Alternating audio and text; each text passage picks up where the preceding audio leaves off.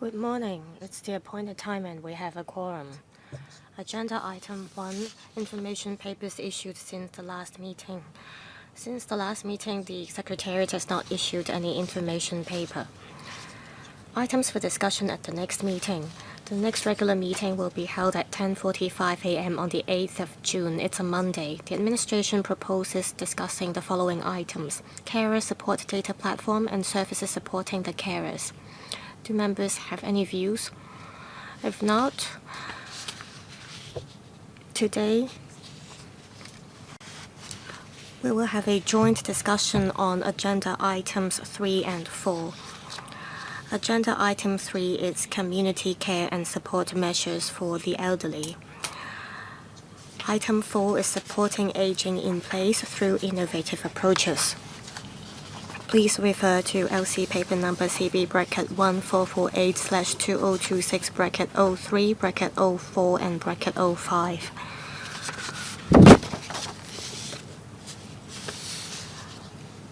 I'll now invite Undersecretary for Labour and Welfare, Mr. Ho Kai-ming, to walk us through the papers, and members who would like to speak, please press the request to speak button now. Undersecretary. Chairman, members, the government has been providing community care and support services for the elderly, including centre-based and home-based services. Our direction is aging in place as the core with institutional care as backup. To cater to the growing demand, we have to be innovative and enhance service capacity as well as cost effectiveness. Today, I will brief members on the various kinds of care and support measures we have as well as our innovative approaches. Currently, there are 3 types of subsidized services for the elderly. First, we provide services through daycare centers. Second, we provide home-based and center-based services for frail elders. Third, we provide community care service voucher scheme for the elderly under the principle of money following the user as well as affordable users pay. Service users can opt for the services they need. They provide meal services as well as household cleaning. Within this year, we have provided an extra 4,000 vouchers to a total of 16,000 vouchers to benefit more elders. Riding on the existing services, we are trying out various new approaches. In terms of hardware, we seek to invite service operators to provide self-financed services in newly built elderly centers on a pilot basis. This is to provide premises for operators so that they can provide diverse and quality services. And this is also to provide further development of the market. In terms of other services, there are existing organizations that are making use of smart meal reheating as well as drone meal delivery. They try to save costs to enhance cost effectiveness. On the other hand, the government as well as the hospital authority are working together to provide support for discharged patients so that patients with high risk of emergency readmission, they can receive home-based services. In the 2025 policy address, we announced plans to provide patients who have been discharged from the hospital so that we can make use of medical-social collaboration. Also, we make use of Elder Academy as well as day respite centers to provide diverse activities as well as support for elderly people. We will, based on the demand, proactively improve our services. We welcome any suggestions or views from members. Thank you. 11 members have asked to speak. I'll read out their names first. They are Andrew Lam, William Chen, Mark Chong, Chen Pui Kong, Scott Leung, Chao Xiu Chung, Chen Pui Leung, Hong Kam In, Tam Chun Kwok, Grace Chan, and Webster Ng. We'll have a joint discussion, so we have ample time. I'll give each member 5 minutes, including questions and answers. Mr. Andrew Lam, please. Thank you, Chairman. I have 2 follow-up questions. First, about community care support for the elderly.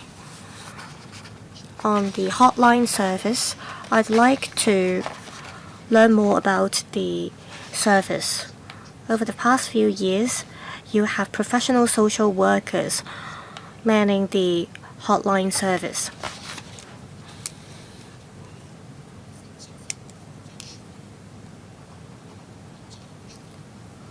I want to know if you have analyzed the number of cases or types of cases that you have come across.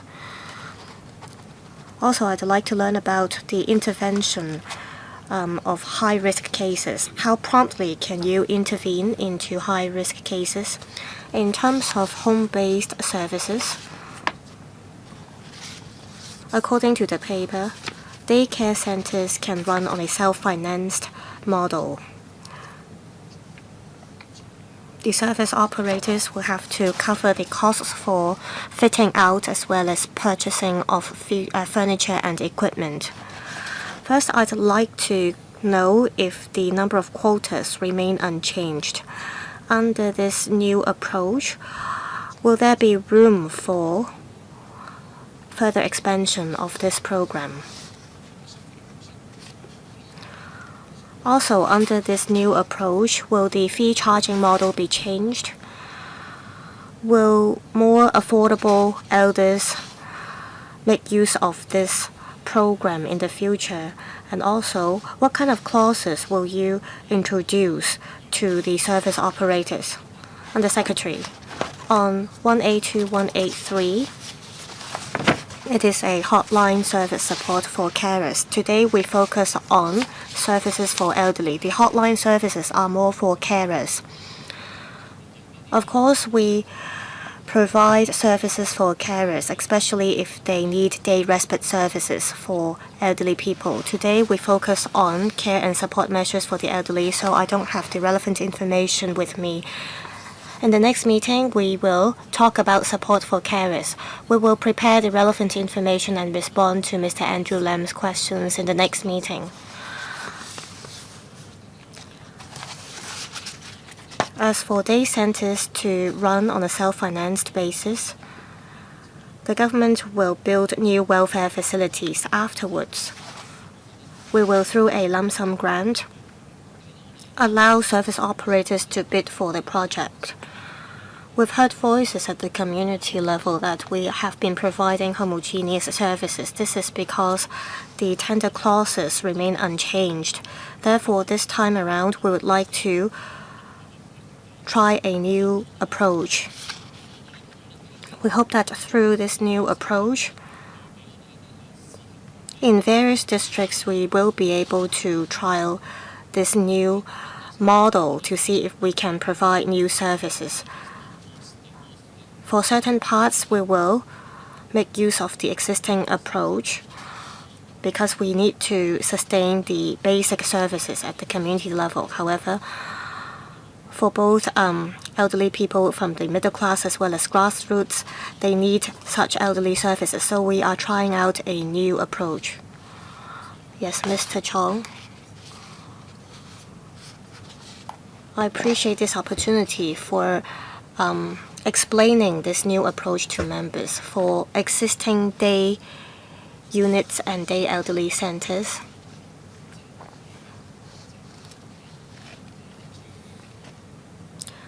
They are operated by NGOs and their services are subsidized by the government.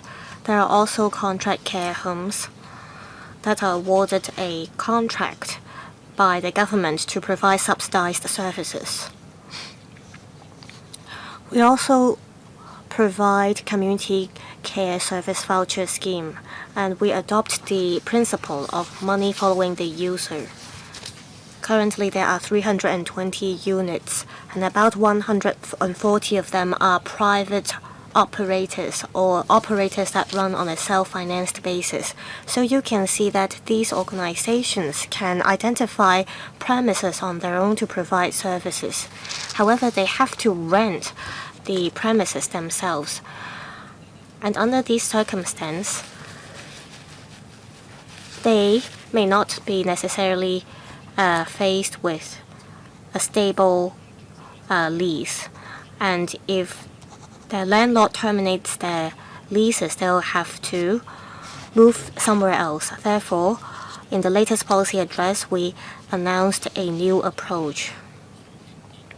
That is, the government will build new welfare facilities and they will be handed to the social welfare sector. We will invite service operators to submit proposals, and for those who win the project, they will provide self-financed services.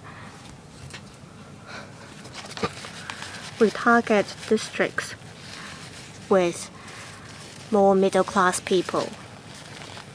We want to provide daycare services in these districts, and these users are wealthier and can afford these services. We adopt a targeted approach. That is, we target districts with more middle-class people, and the first site will be in Area 86 in Changkwang-O. That is in the Locust Park. Also, these sites will be planned for daycare centers.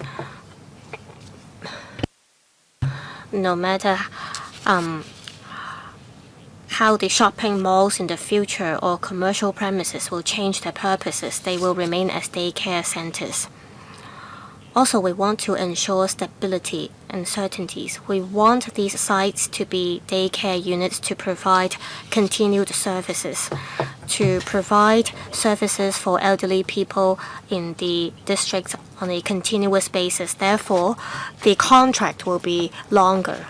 Also, we want to ensure flexibility. This is because we ask service operators to provide self-financed services. We want to provide them with enough flexibility to cater to people's needs. For the middle class, they can afford such services, and they will be able to afford various kinds of services. Therefore, we want to, through this model, respond to elderly people's demands. Next, Professor William Chan.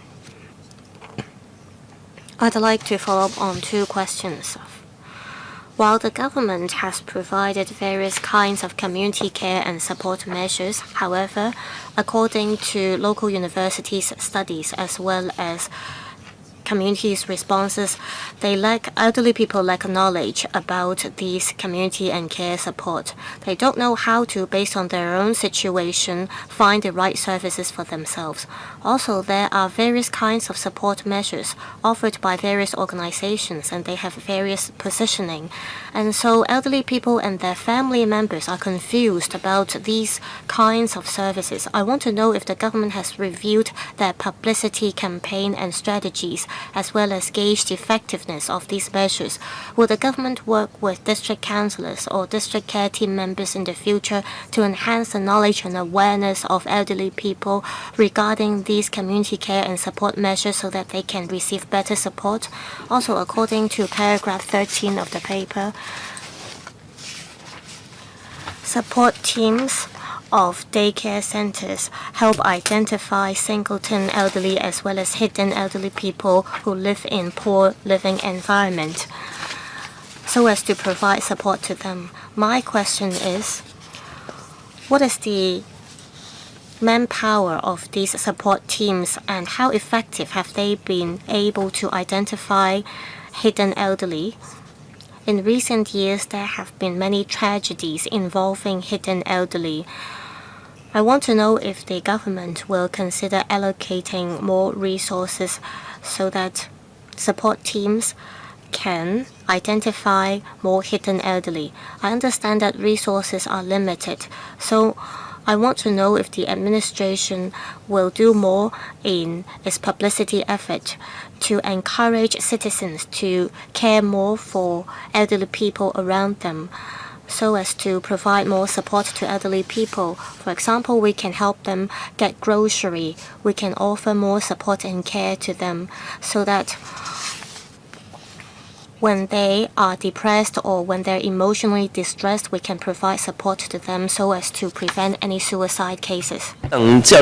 Undersecretary, thank you. I thank Professor Chen for his question. I will say a few words and then my colleague, Ms. Jenny Yan, will say more. Now, on awareness, that is indeed an issue.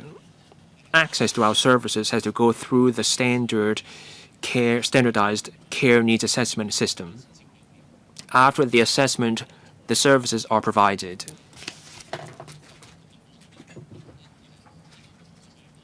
As far as I can recall, roughly 100,000 people can access the services. As for inpatients, 60 to 70,000 people.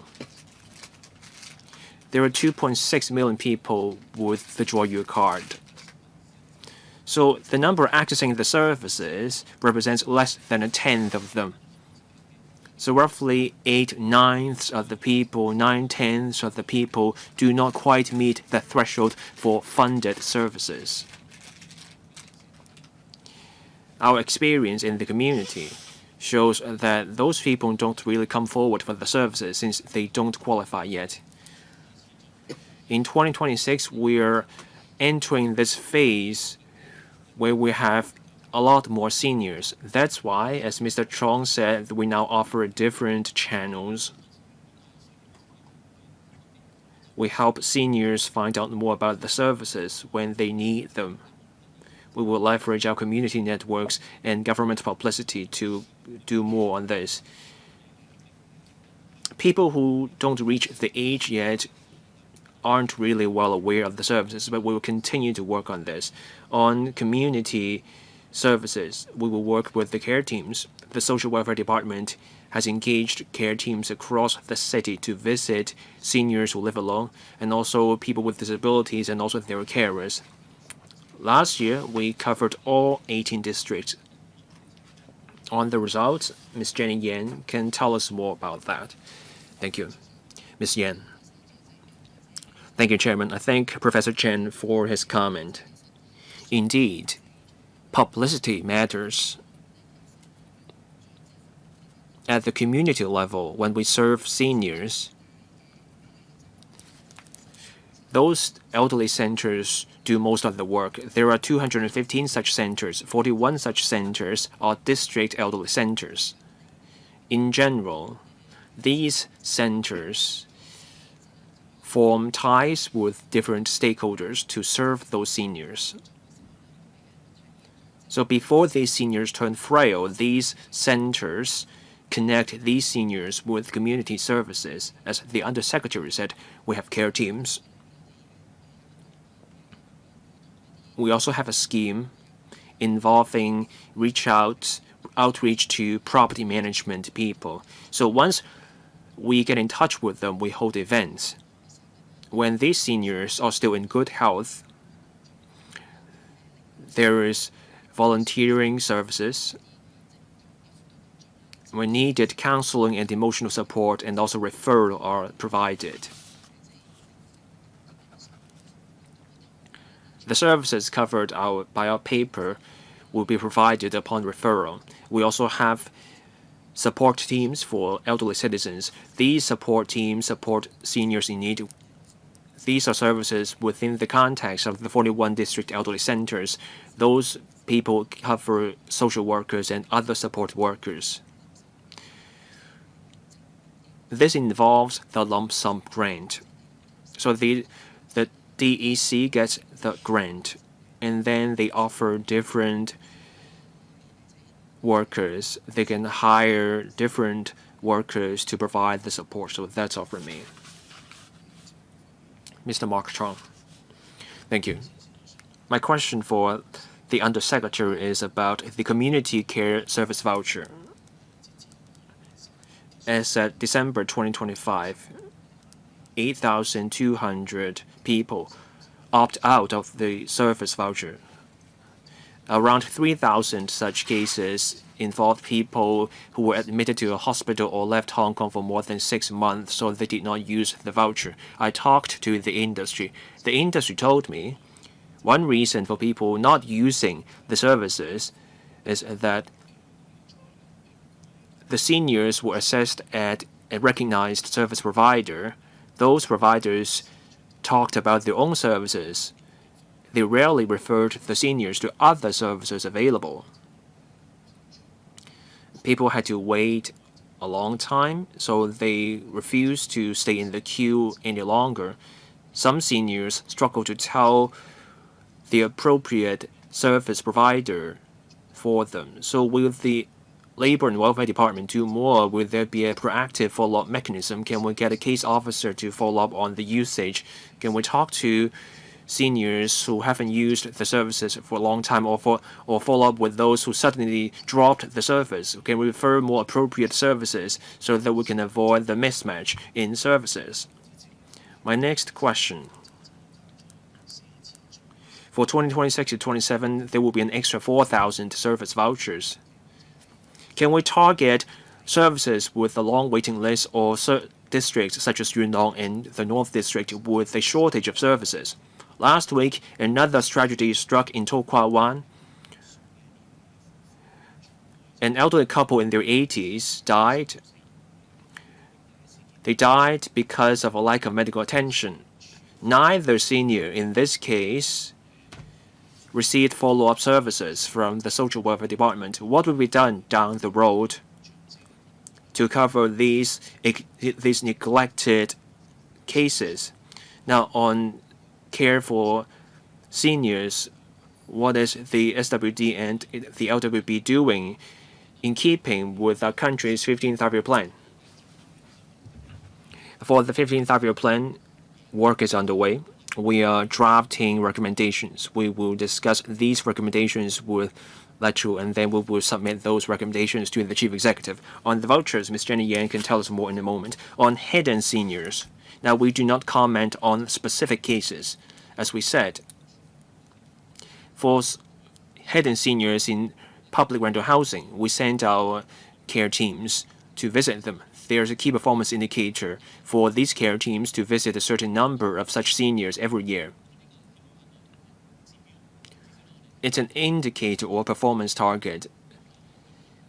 If they can, these care teams can visit more seniors, and that will help us identify more such seniors. We'll work closely with care teams. Now, for seniors in need, we have a way of working with care teams and district councils. Those care teams and district councils refer such cases to our social welfare officers, and then they can follow up. On community care service vouchers, Ms. Jenny Yan can elaborate on the point. Thank you.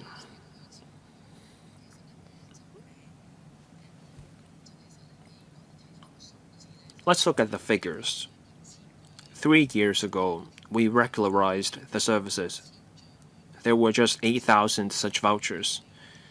Now, there are 12,000 vouchers, and then we will see an extra 4,000 vouchers.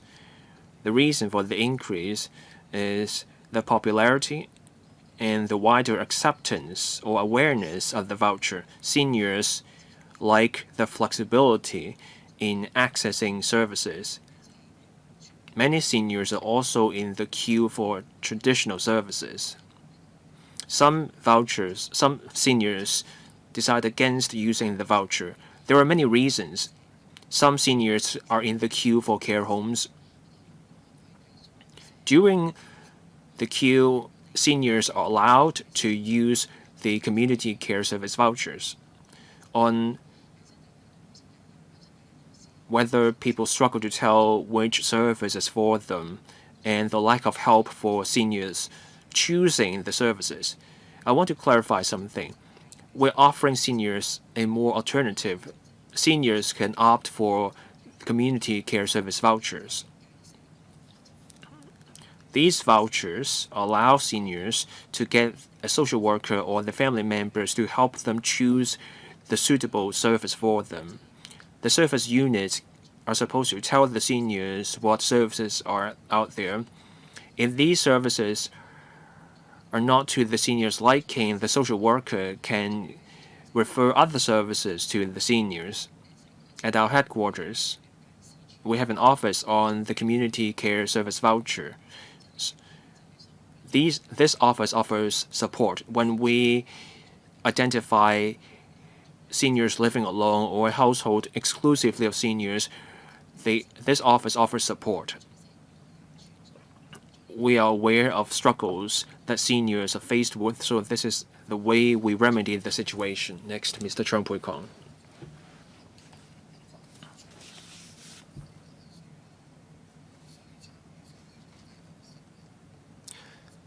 Operators will have to become recognized service providers and then provide services to seniors through the community service voucher scheme. The government told us about the popularity of the service. Now we have 12,000 such vouchers because of the scheme's popularity.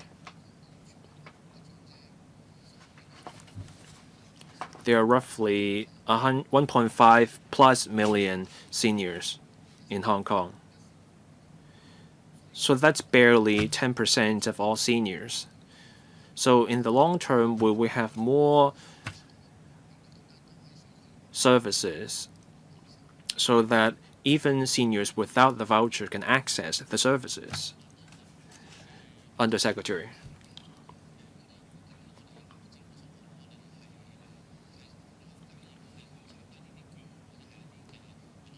For seniors looking to access the vouchers or access government services, they have to go through standardized care needs assessment. They have to meet certain criteria. The government basically offers full subsidies for the services. For seniors in relatively good health and they want to use the service vouchers, these service providers are often not non-governmental organizations. Self-financed services are available for these seniors. On subsidies for seniors still in good health, those who do not meet the criteria for the standardized care needs, that would be tricky for the government given our fiscal position. Because we're talking about the government subsidizing access to such services, basically full subsidy, so that the seniors pay a tenth of the cost. Giving wider access to services may require an overhaul of the services.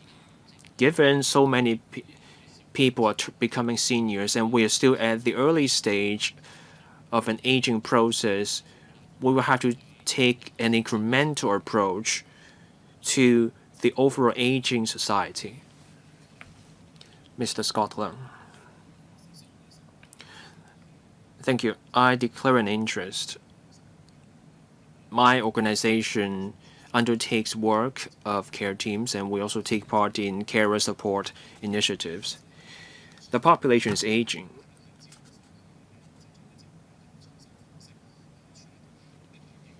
I support more measures to offer and support community care and more innovative ways to do this. We have to identify more seniors.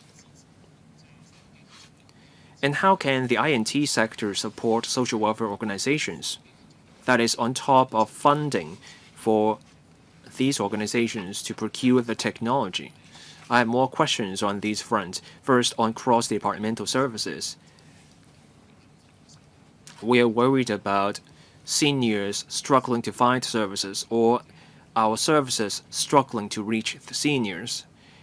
The government told us we now have care teams. There are also other kinds of support services for seniors. In reality, hospitals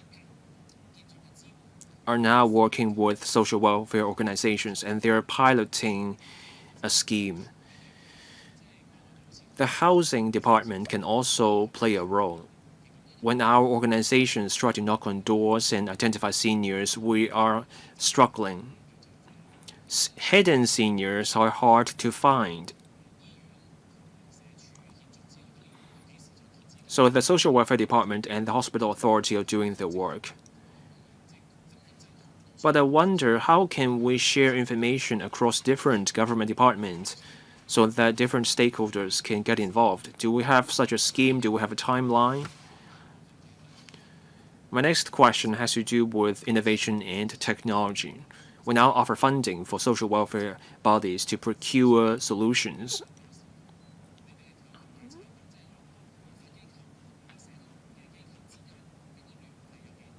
What about the connection between the tech firms and the social welfare service providers?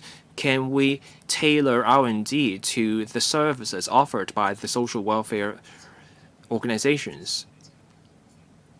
Can we also support these social welfare bodies in their involvement in R&D? Can we provide application scenarios as well?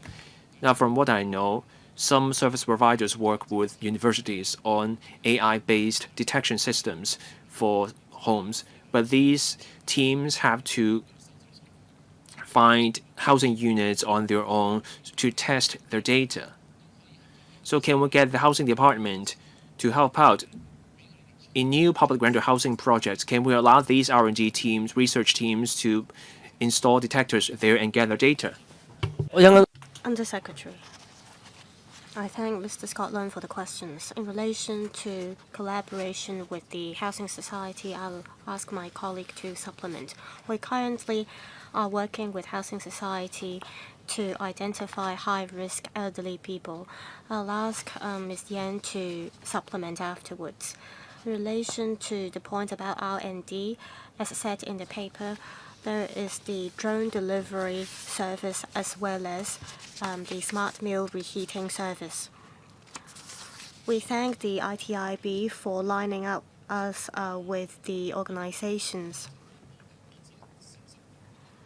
For the smart meal reheating service, an NGO found an INT team to develop this homegrown technology. They had to deliver meals every day, and it could take them 2 to 3 hours, and the meal could become cold. Also, we couldn't be sure if elderly people would eat the meals as soon as they receive them. Therefore, as said in the paper, through NFC and RFID technologies, data will be sent to the back-end system so that we can find out whether meals are eaten before they're expired. If we find out from the back-end system that elderly people heat up the meals only 2 to 3 weeks later, we would call them up and ask them if they got the wrong meal. And this kind of services is provided to frail elders. We want to ensure that they would receive good meals. However, there are certain restrictions to this kind of service. That is, are all elders willing to receive frozen meals? So we are doing this on a pilot basis. If the scheme is well received, we would expand the scope of it to see if more elders could benefit from this. As for our collaboration with Housing Society, I'll ask Ms. Yan to supplement. Yes. We currently have the help of district care teams. In the past, we have been working with Housing Society to identify hidden seniors as well as singleton elderly and doubleton elderly. Our service organizations also conduct household visits. Now we're expanding our efforts.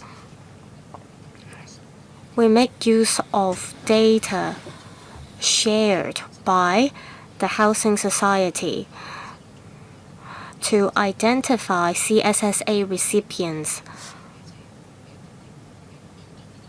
Our analysis would tell us which household we should visit first, and with the help of district care teams, we could identify high-risk elderly people very quickly to provide the right support to them. But this is no easy task. We need the help of district care teams in order to do so. So we thank them for their support. Next, Mr. Chao Xiu-chung. Thank you, Chairman. I'd like to talk about the Community Care Service Voucher Scheme. According to the figures as at end of December 2025, the usage rate was 88%. Compared to March 2024, it was only 70%, and it represented a significant increase. However, I noticed that there's an increase in the number of elderly people who dropped out of the voucher scheme. Some of them were admitted to the hospital, and some of them left Hong Kong for over 6 months, and this number represented 2,800 or so. This is a marked increase. Just now, Mr. Mark Chong asked about this scheme, and I'd like to follow up on this. I want to know if you have the figures showing elderly people who quit the program because they had left Hong Kong for 6 months. And did this number increase compared to the previous years?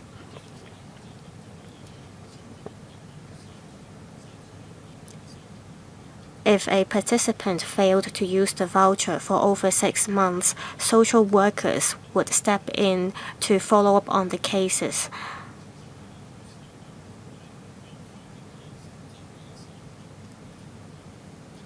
Would you consider, for example, asking social workers to intervene in the 3rd or 4th month to follow up on the cases and understand the challenges faced by elderly people? Would you study the reason why elderly people stopped using the vouchers and study how you could encourage more elders to make use of the voucher scheme? Second,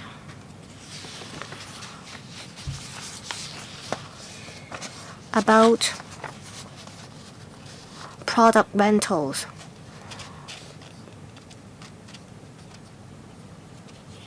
There are over 1,789 elderly people making use of the vouchers to rent any tech products they need. But this is not a high figure. Have you studied the reasons behind?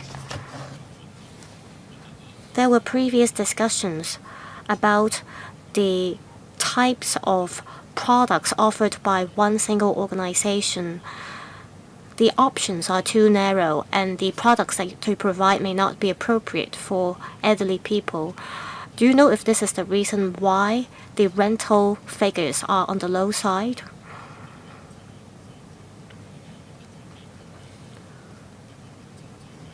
Also, could you build a cross-organization scheme or a cross-district scheme? Could you build a centralized platform so that all elderly people in need could rent the products they need through this platform? This is to provide more options for them. I remember previously the SWD said they would go ahead with this platform. I want to know the progress. Undersecretary, I'll ask Ms. Yan to respond to the questions about voucher scheme.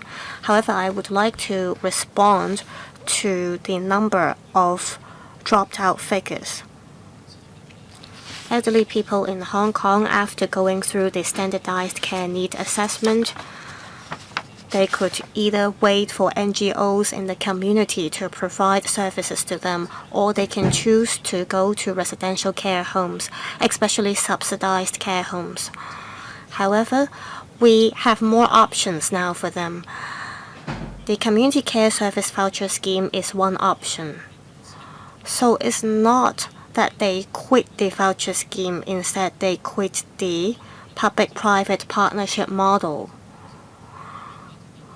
We subsidize 90% of the cost of the services, so each elderly person only have to pay about $10 to $20 for a $100 service. We have a 6-tier model for cost sharing. So elderly people who make use of vouchers, they may be paying more for the services, and they therefore may want to quit the scheme. However, we have to keep going with the voucher scheme because we cannot stick to one single model to provide support services for elderly people. Otherwise, it wouldn't be sustainable. Therefore, we have a 6-tier co-payment model, and we will keep going with this co-payment model to ensure sustainability.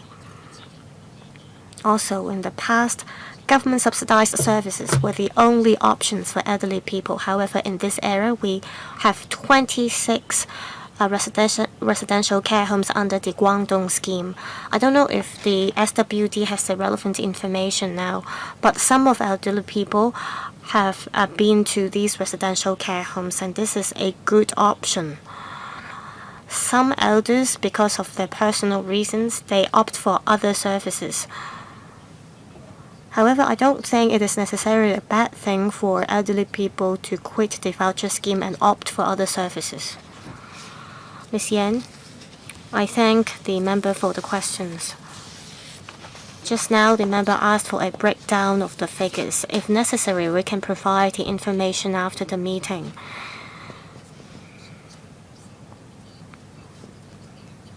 But that accounts for a relatively small number. It is true that we're seeing an increase in the number over the past year. The community care service voucher scheme has become more popular. In the past, we delivered the voucher to all participants, and some of them, they may no longer need the service because they decided to leave Hong Kong, for example.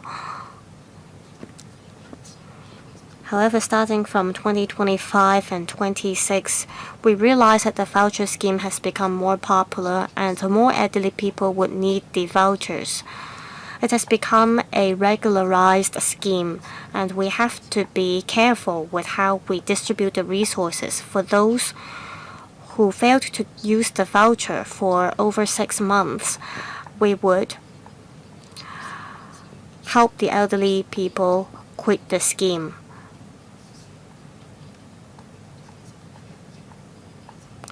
For those who got the voucher but did not use it, we have a mechanism to identify such cases.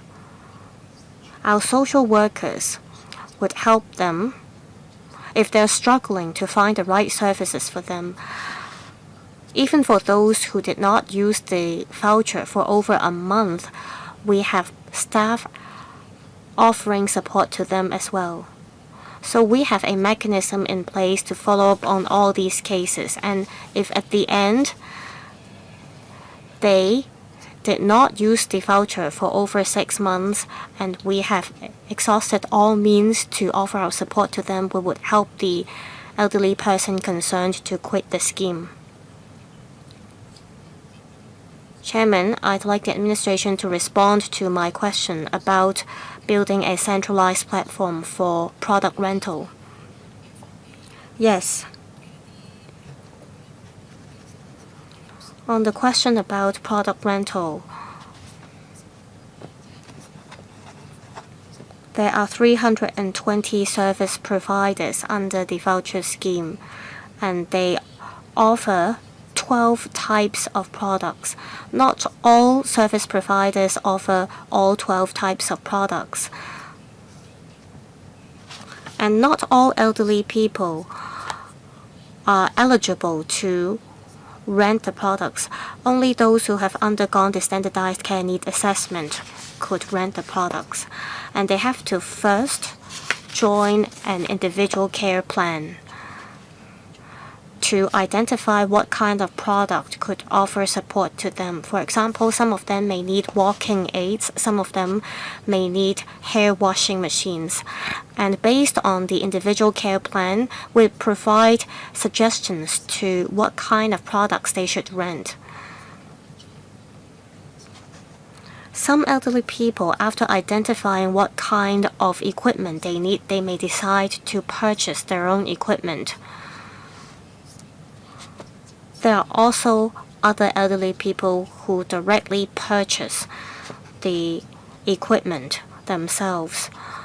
And the rental service is only one option for our elders. The individual care plan comes first. So our elders can first reach out to the service provider, and based on the individual care plan, they could proceed in the way they want. As to whether we will offer more kinds of products apart from the existing 12 types, we'll look into that. 我第一個問 Mr. Chen Pui-Lang. My first question has to do with community care for frail seniors. There were 103 daycare centers and units for frail seniors. These centers offer center-based care services. In 2025 to 26, roughly 8,700 seniors received services, so that's roughly 80 seniors per center. But then we still have 2,200 seniors waiting for the services, and on average, they have to wait for 5 months. On home-based care for seniors, especially for frail seniors, the situation is worse. 11,400 people are on the waiting list. On average, people have to wait for 14 months. My question is, what measures can we take to shorten the waiting list? Now, for these daycare centers and units, can we increase their service capacity? My next question has to do with the pilot scheme to provide venues for the industry to provide self-financed services.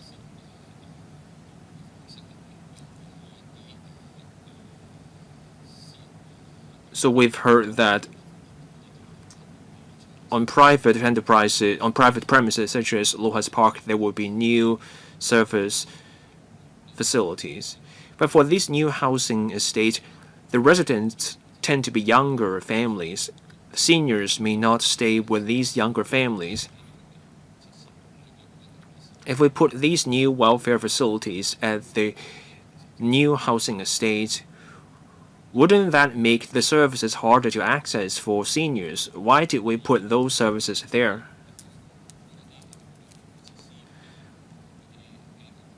Now, when we provide the welfare facilities and then the operators provide the services,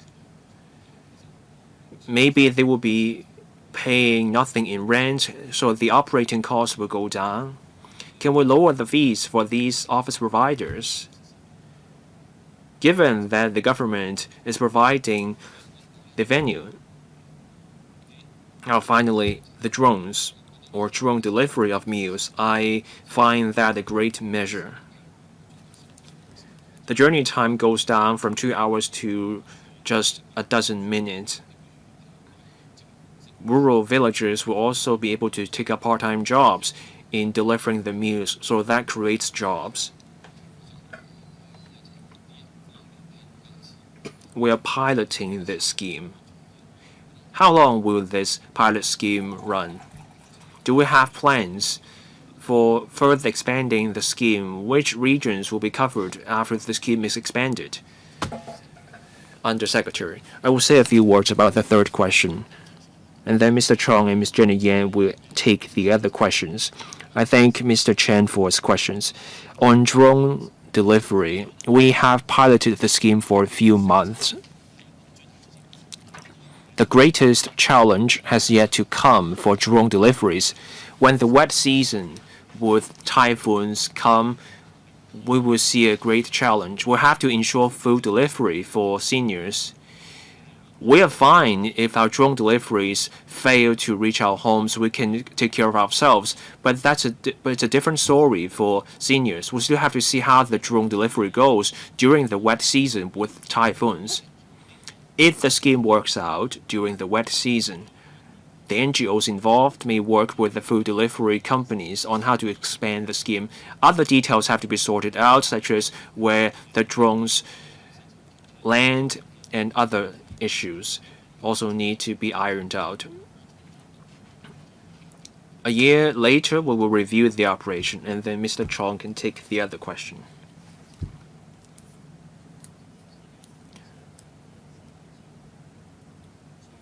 On the demand for community care from frail seniors. That demand is growing. The demand is keen. We are aware of the waiting list.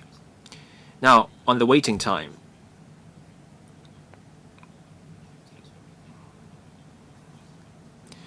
the clock starts when they get the services. Some seniors, halfway through the wait, opt for community care voucher schemes instead. There are roughly 12,000 and 13,000 people. And that factor is not reflected in the waiting time. And we are considering a review of the waiting time so that it accurately reflects how long people have to wait. Now, how do we shorten the wait? We take a multi-pronged approach. First, capacity. We have been building more daycare centers and also daycare units. We also provide more vouchers. There will be an extra 4,000 vouchers, so that will shorten the wait. With the extra vouchers, more seniors can take advantage of the service. We will also make use of technology. We use drones for meal deliveries and also smart reheaters.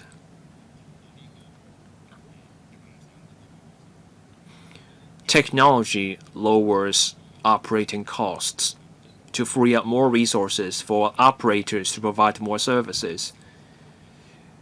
We want to achieve greater cost effectiveness and increase capacity. Now, the drones. The drone delivery pilot scheme will last a year. There's a reason for this. Drone flights hinge on the weather. We have to look at the challenges for drone deliveries under different kinds of weather. We have to gather the data. And then we will work out the way forward. So that's the length of the pilot scheme. On expanding the scheme to other areas, that will depend on the success of the pilot scheme. Expansion also hinges on a few other factors. First, the drone makers. The coverage of the takeoff and drop-off points is limited.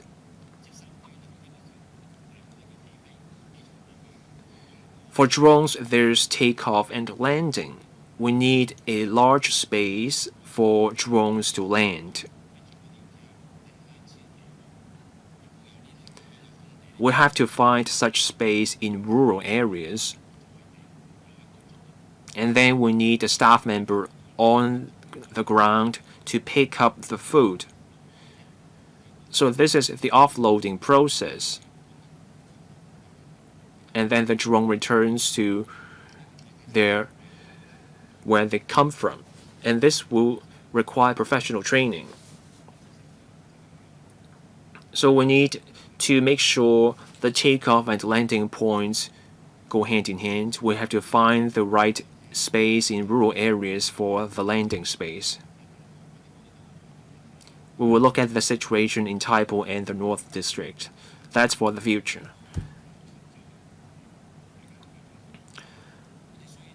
On the venues of the daycare centers, the first location is Lohas Park. The center in Lohas Park will serve people not just in Lohas Park. That center will serve people across Sai-Kung. There will be shuttle buses. Young families live near their parents. So that center is not just for Lohas Park. That will cover the wider area in Cheung Kwan-O.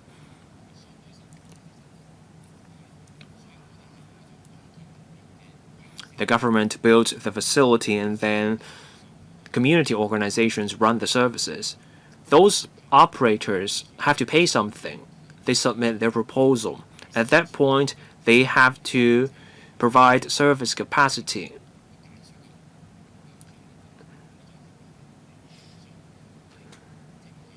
So the operators provide service as a form of rent. Self-financed services will be allowed. That's to leverage the flexibility offered by the market. Mr. Hong came in. Thank you. The government provides various elderly care services that warrant our commendation, but the services are simply not enough. The community care service vouchers are an example. The government is not committing enough resources to it. Now, for the vouchers, we take a market-oriented approach. As a result, service providers launch services that are easy to manage, offering higher returns. The problem is, the services do not meet the needs of the seniors. Has the government looked into the effectiveness of these services to make sure the services under the voucher scheme better meet the needs of seniors? In the community, we see cases of seniors dying because of a lack of timely medical attention. Nobody wants to see that. Gerund technology can help reduce such cases.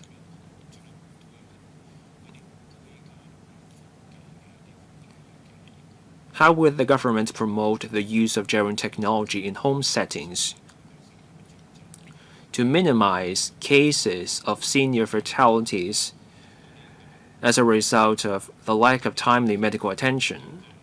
Now, on care teams, I declare an interest. I work with NGOs that undertake the work of care teams. These care teams help the SWD in identifying hidden seniors.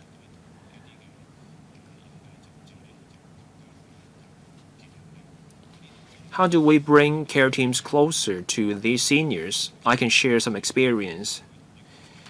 I work with an organization that has applied for a fund under the SWD.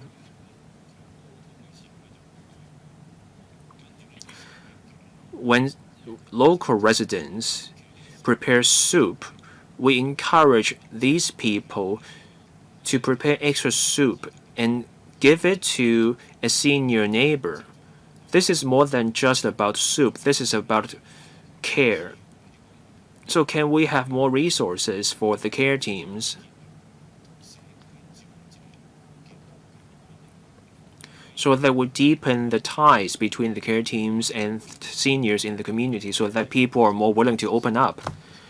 When seniors run into trouble, they struggle to find someone to talk to. We are aware of such problems. We have to find a way to minimize such problems. Undersecretary. I will say a few words and then my colleagues can supplement. On aging in place, can we have pilot schemes?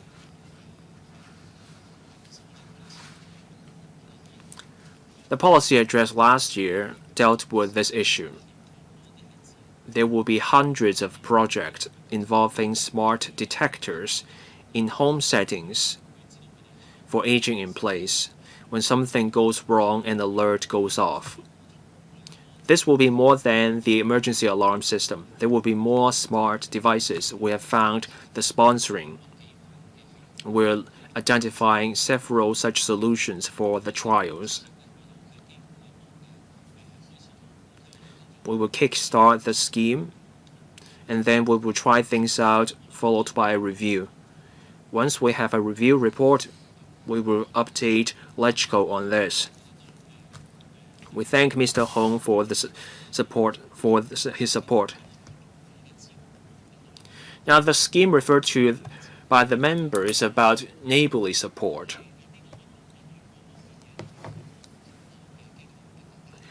The member's proposal is in line with the scheme's objective.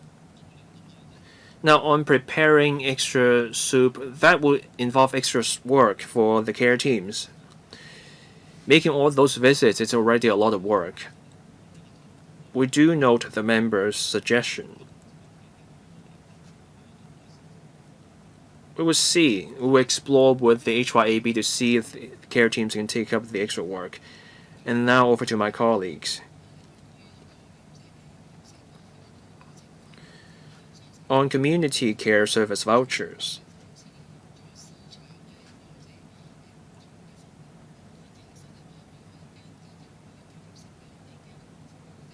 For an operator to become a recognized service provider, they have to meet certain criteria.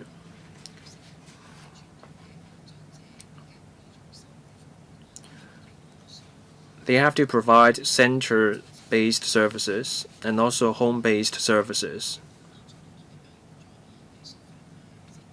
So the work covers meal deliveries, household cleaning, personal care, and rehabilitation services. That's to make sure seniors receive the service they need. Mr. Tam Chun-kwok, we're entering an population aging society, so I thank the administration for offering the support to address the pain points. I have 2 questions on the papers. According to the paper, the Integrated Discharge Support Program in 2025 served some 30,000 elderly people. I want to know how many elders are waiting for the service and which district sees the greatest demand. Also, I support the medical-social collaboration approach to provide support to high-risk elderly people. And in the North District, there is currently not a cluster, so I want to know if New Territories North will be included as part of the program to step up support for elderly people. I welcome also the drone delivery service. In the New Territories North, there are many remote villages and many elderly people are living in these villages. I'm happy to hear that the administration would consider expanding this program to the new territories or remote villages so that more elders could benefit from the program. I'm also happy to learn that women are hired to help deliver meals in these villages, and this can help promote integration and harmony. I want to know if a fund will be set up so that this program will be run like a social enterprise. While elderly people could benefit from the program, job opportunities could be created for women in these villages.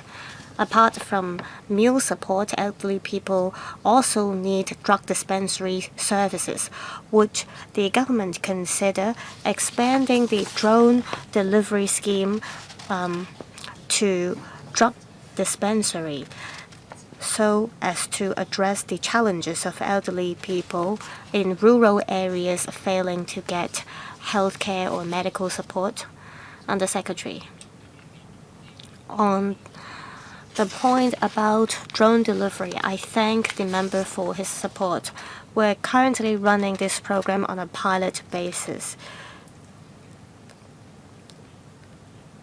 The organization that runs the program are shouldering the costs.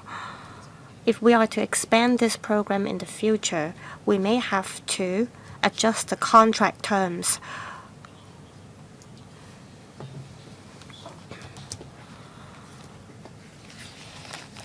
For example, we can add terms regarding procurement.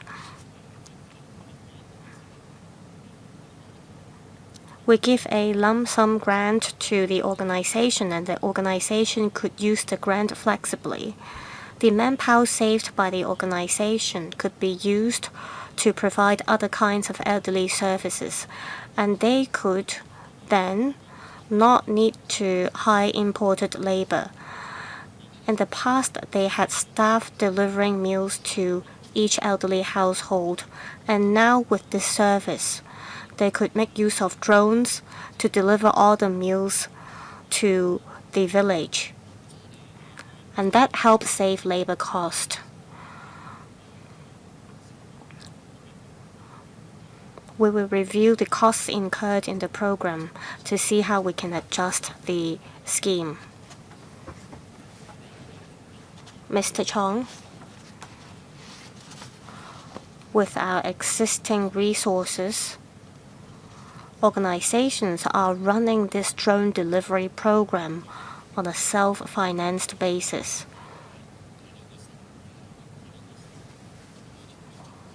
We hope that we can yield results through the program so that we can provide more services.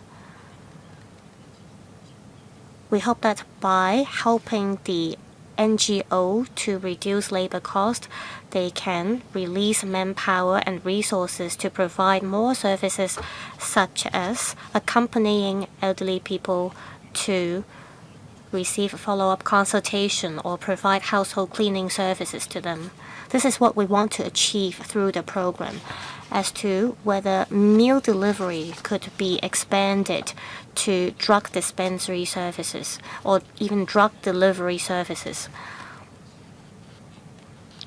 we want to first confirm that this operation model works and that there is room for us to further expand the drone delivery service. Meals are usually delivered during lunchtime or evening, and for the rest of the time, the organization could engage to provide other services. This is the synergy we want to achieve. If capacity could be enhanced, we want to make use of drones to deliver, for example, emergency supplies. But what matters is that we have to first confirm the flight route is safe and that this operation model works. As for the support for discharged patients, there's no waiting queue. I'll ask the hospital authority to supplement. Yes, Dr. Leung from DHA. In relation to the support for discharged patients, for high-risk elderly people, before they are discharged, we formulate a plan for them to see what kind of support this patient would need. There are other services provided by the HA as well, such as hotline support as well as community outreach teams. And we refer cases to the SWD where necessary. So in general, there isn't a waiting line or a queue. Next, Ms. Grace Chen. Thank you, Chairman. I have two questions. First, about good practices. Just now, there were members who talked about the work of the district care teams, and the administration said they had communicated with district care teams so that district care teams can provide appropriate support. My question is about the communication mechanism between the district care teams as well as the professional staff. I want to know if you leave it to them to communicate among themselves or is there a fixed mechanism. I was told by different organizations that they would like to have access to more data, but they haven't been able to do so. So I want to know if there is a coordinated mechanism in this regard. Second question. I support the administration to make use of innovative methods to provide home-based services for elderly. Just now, some members asked about the timeline. Instead of asking about the timeline, rather, I'd like to ask about AI. In the council meeting last week, we had a motion debate on AI initiatives. I think we need to have more resources for that.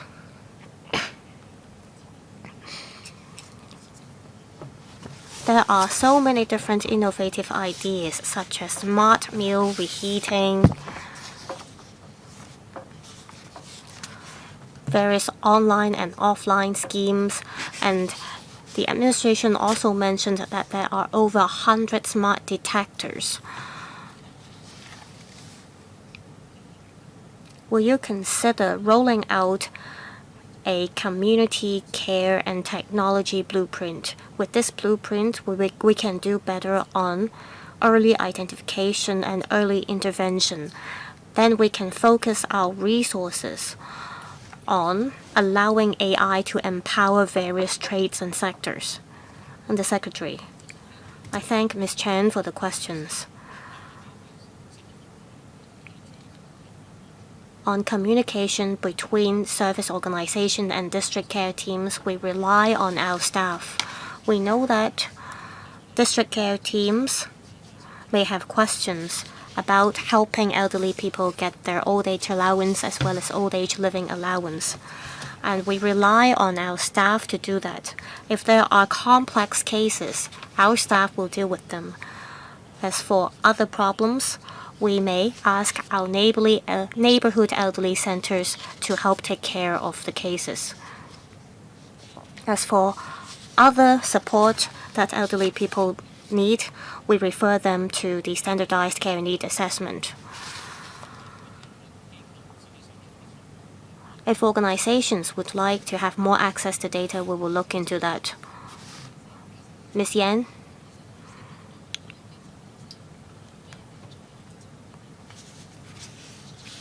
There are various aspects to the members' questions. On the point about communication,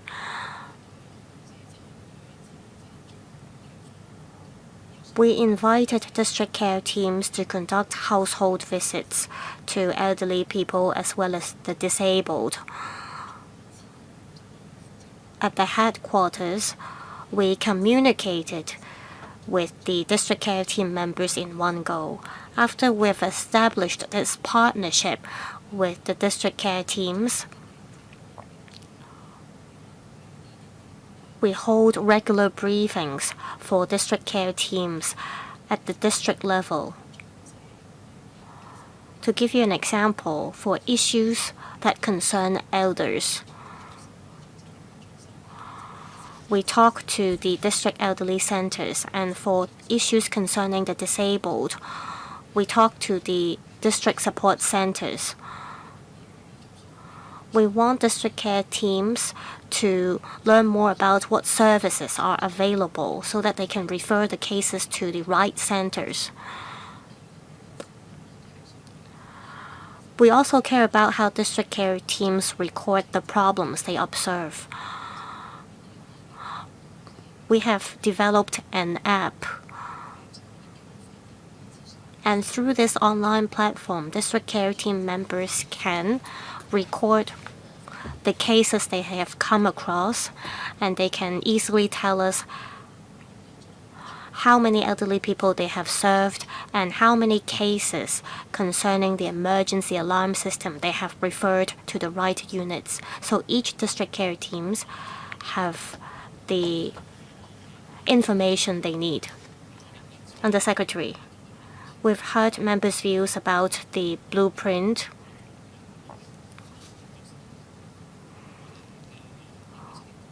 In 2017, we rolled out this blueprint about aging in place. But the member is right, there are new technologies, and we will review whether we need to adjust the blueprint accordingly, especially that the government is now trying to formulate its 5-year plan for Hong Kong. Next, Mr. Webster. Thank you, Chairman. I have 2 questions. Just now, the administration mentioned this new model with the government building its welfare facilities and with NGOs providing the services on a self-financed basis. I want to know if this is beyond the expertise of the NGOs. I understand that each NGO has their own expertise. Say, an NGO may need to procure the services they need. I want to know if there is regulation in this respect. Say you have disbursed a grant to NGO, and will you make sure that the grant is used effectively? The first pilot daycare unit will be run in Cheung Kwan O. Will there be a regulatory mechanism in place to regulate the fee level to make sure that the fee is affordable to the users? How can you make sure that the NGOs are not trying to reap profits through the project by setting a cap on, for example, the service fee? Second, about the INT fund. I see that the government has allocated about $1 billion to the INT fund. Again, I want to know if the INT fund has been used effectively. Now, about 1,200 cases make use of vouchers under the voucher scheme. But this is a greater fund. It involves $1 billion. I want to know if you will build a database, then you can have a better grasp of the usage rate of the various kind of tech products. Undersecretary, I will take the second question, and then Mr. Chong will take the first question. On the INT fund for German technology and rehabilitation technology, the fund now has $2 billion. There was $1 billion to start with, and then we injected another $1 billion. That fund is for operators to procure technology to reduce their workload. So we're not talking about solutions for seniors to use on their own. We're talking about lifting machines, special beds at centers. These will be costly technological solutions to reduce the workload on the operators, and that will lead to better services. The community service vouchers are in a different case. Those vouchers are for seniors who are assessed under the standardized care needs mechanism. The R&D is done by tech firms. When operators want to procure the services, they go through the INT fund. When seniors want to buy technological solutions for use at home, they go for the community care service vouchers. We'll keep an eye on the fund and the usage and review the fund. The next question will be taken by Mr. Chong. Now, on the positioning of the daycare centers, the government builds the structure, and then NGOs provide the services. And these providers are not just NGOs.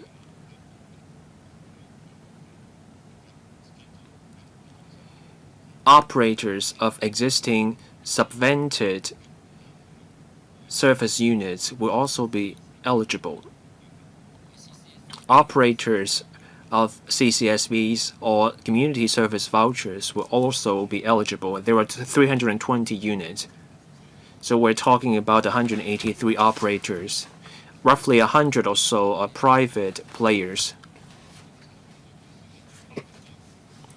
So NGOs and also private operators will qualify for our future initiative. The government builds the venues, and private players provide the services. We provide simply the premises.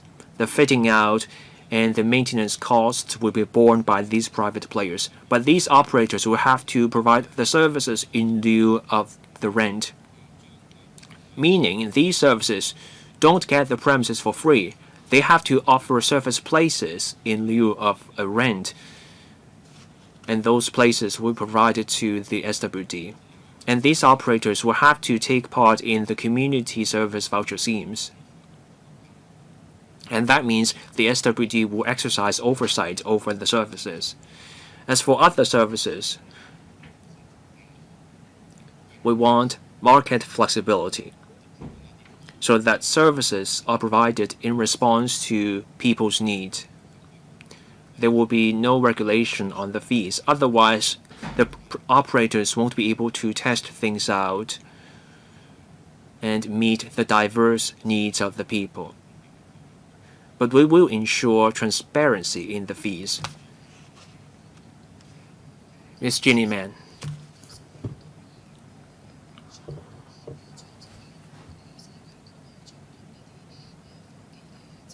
Many members asked questions about renting tech solutions with the vouchers. Many family members of seniors also buy the German technological product. Do we have a policy to recover or buy back the tech solutions so that other people can use them. So see, people start buying walking sticks, and then they buy crutches, and then walking aids, and then they have to buy a wheelchair in the end. So you end up with a lot of such products that are in a mint condition. It's a waste to just throw them away, and then these people cannot just throw the products away. In the end, foreign domestic helpers help out because they talk to their peers, and then they realize seniors in other households can use the product. So do we have a way to reuse such product? Undersecretary. I will say a few words first, and then the SWD will supplement my response. Some NGOs do take back these products and then give them to people in need. The Jockey Club runs an A+ center. They offer a rental service. They have a large facility. They disinfect, they give away items, and then they provide the aids to other people. But some products cannot be reused, such as electronic wheelchairs. So after being used for a couple of years, the battery of an electric wheelchair is no longer good. So we have to be careful with taking these used products. Besides, some products such as wheelchairs come in different sizes. It may be hard to provide a wheelchair that matches someone's size. So there is such a drive in the community. When I was a district councillor, we got local residents giving away their wheelchairs. The government will have to approach this with caution given the complexity of the matter. I do thank Ms. Mann for her suggestion. Ms. Elaine Chick. I have a question about paragraphs 9 to 11 in paper number 3, and this is the Integrated Discharge Support Scheme. The scheme started in January this year. The Social Welfare Department and the Hospital Authority piloted the scheme in Island East. That provides greater support for at-risk seniors who are discharged. It's been 4 months since the launch. Do we have data on the preliminary results? How many cases have we identified? How many cases have been referred to the Social Welfare Department for follow-up?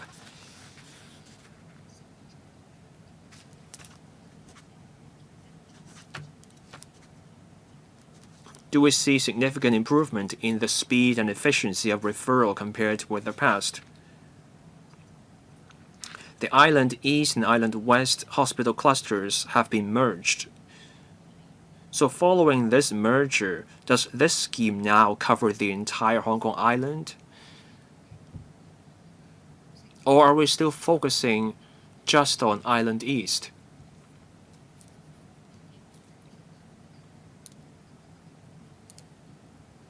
Would that lead to a two-tiered service for Hong Kong Island, meaning some discharged seniors don't get the support?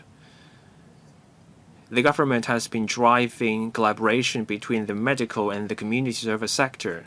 So can we take the opportunity of this merger to expand this integrated support scheme to the entire city? Do we have a timeline?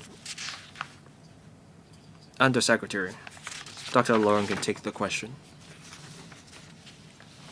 In the first quarter of this year, we launched a trial scheme with the Island East cluster.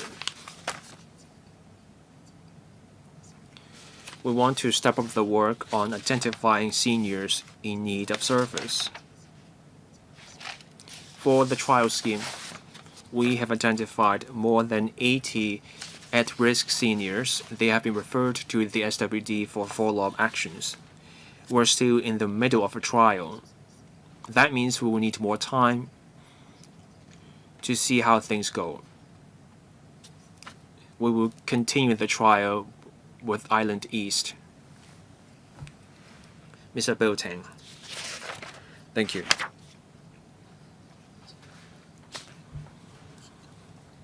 In Kowloon East, my constituency,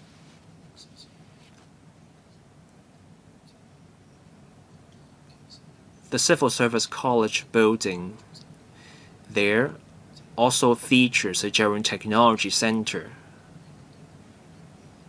At the end of this year, that building should be completed. What plans do we have for that center?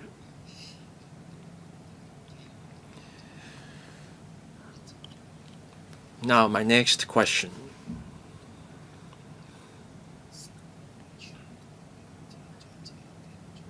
We have district elderly centers across the city.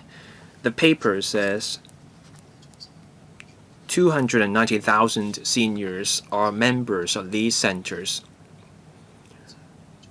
We will get more and more seniors over time. If we draw the line at the age of 65, there are 1.85 million seniors across the city, and the membership of 290,000 seniors make up less than 30% of all seniors, and these are more active seniors. What about the hidden seniors? So, too few seniors are members of district elderly centers. Is there a way for us to get more seniors to sign up? This is government funded. These centers help us identify risk factors for seniors. 219,000 seniors are too few as a percentage share of the overall senior population in Hong Kong.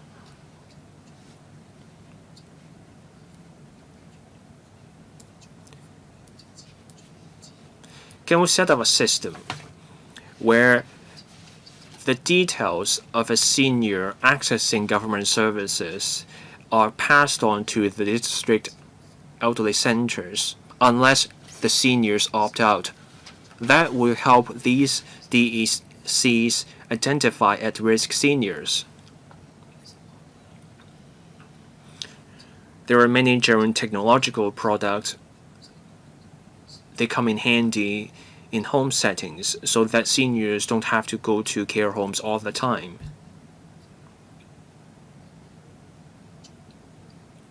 For seniors assessed to have medium or minor impairments after the standardized care needs assessment system, we're trying to drive efforts on helping seniors.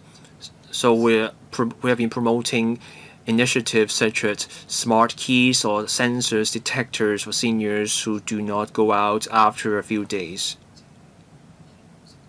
So I wonder if there are more tech solutions we can now implement.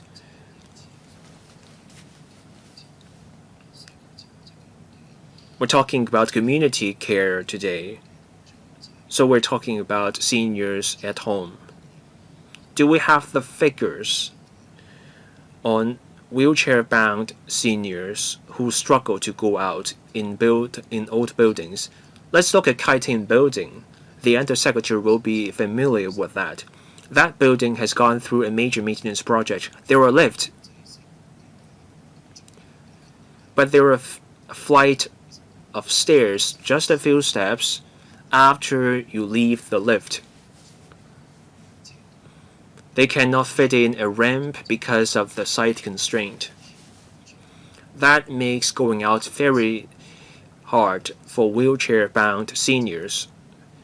Are we aware of such cases? What can we do to help? Undersecretary. Thank you. My colleagues can supplement my response in a moment. I want to first address seniors living on their own and what we do to support them. The policy address last year proposed a few steps to support these seniors, especially for seniors living alone and households made up exclusively of seniors. We're trialing different systems to see which one works best. The trial is underway. Once we have further details, we will let you know.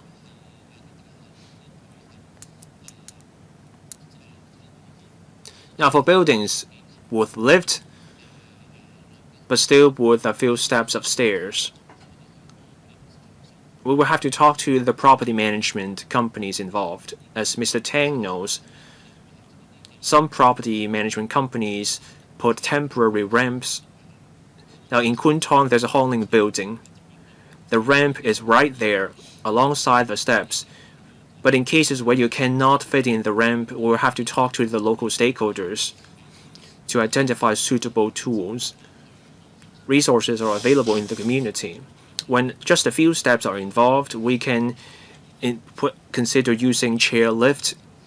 We'll have to talk to the Home Affairs Department because the HAD gets involved in property management or building management. On support for aging in place, we'll have to think through the options. And I'll see if my colleagues have anything to add. Yes, Ms. Yan. I thank the member for the questions. I'd like to talk about the number of members in elderly centers. As said in the paper, there are about 300,000 of them. It seems to be a small number, but you could understand it this way.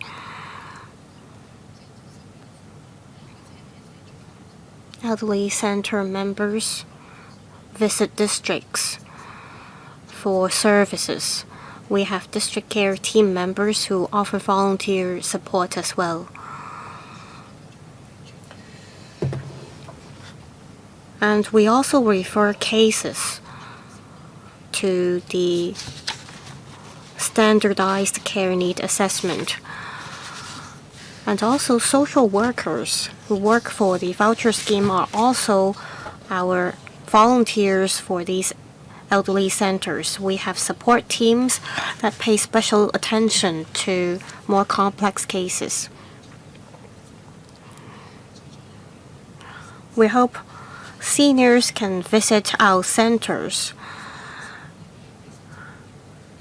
and help serve the community with us.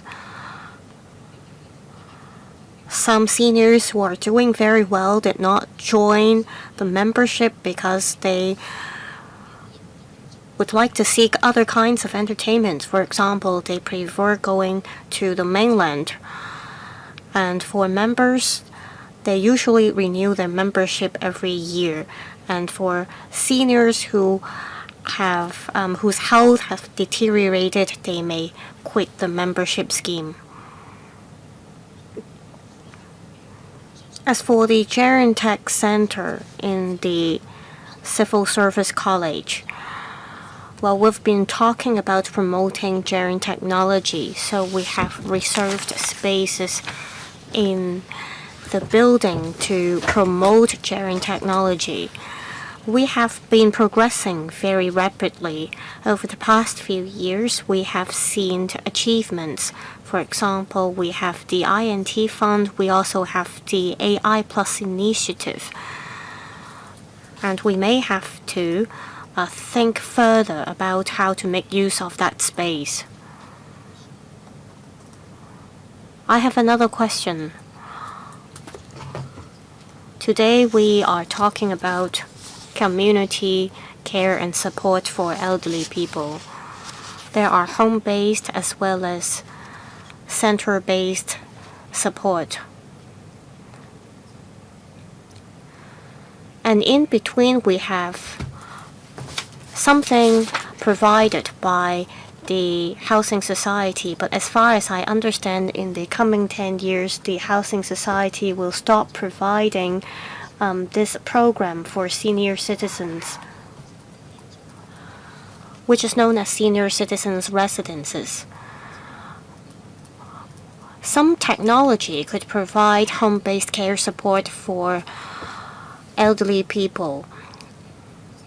In Changquan-O, there is a building that provides basic home-based care services for elderly people.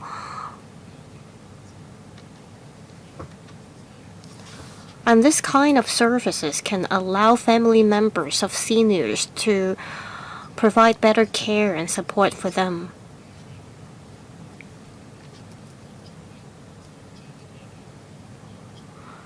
In the future, will the government plan early any facilities for elderly people in its future residential projects?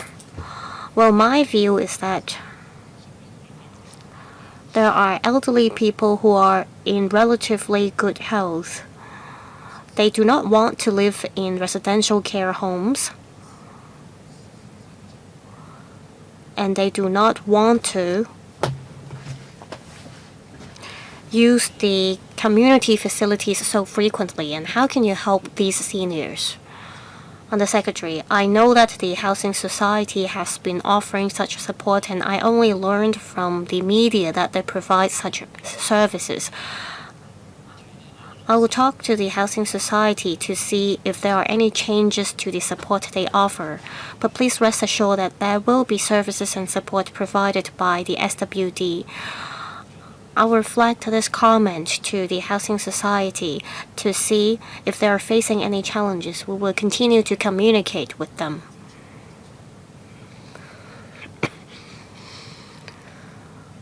Many seniors have been asking what happened to this service provided by the Housing Society. I don't remember the name of the service.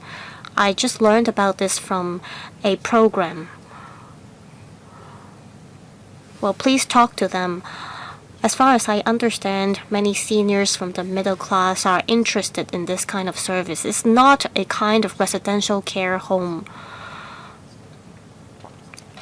but they feel safe staying in this kind of residence compared to staying in their own homes. Now we have Mr. Scott Learn speaking for the second round, 4 minutes including questions and answers. Thank you, Chairman. Just a simple comment. I hope the government can rationalize the support and services provided by various welfare groups, the SWD, and the district care teams. We want to see better coordination among these parties. The district care teams have been conducting household visits to elderly people, but some seniors do not wish to be visited by district care team members. They only want to be seen by social workers, and some district care team members report the situation to the SWD. I don't know if it is a social worker from the medical unit or the SWD, but at the end, the social worker did not visit the senior concerned with the district care team members. So seniors may not be aware that apart from their social workers, district care team members may go visit them as well. Another situation I came across is that at district elderly centers, there are seniors who go to these centers for help, telling district elderly centers that there are damages at their home, and these centers refer the cases directly to district care teams. And this gives people the impression that the district elderly centers are too busy and they simply refer the cases to the district care teams. As I said, there are support offered by the SWD, social welfare groups, as well as district care teams, but they seem to be working in silos. This is just my personal view. I hope that you can think about how these different parties can work together so that seniors know that all these parties are working together to offer home-based support and care to them. Any reply? Under Secretary, I thank Mr. Scott Learn for the comment.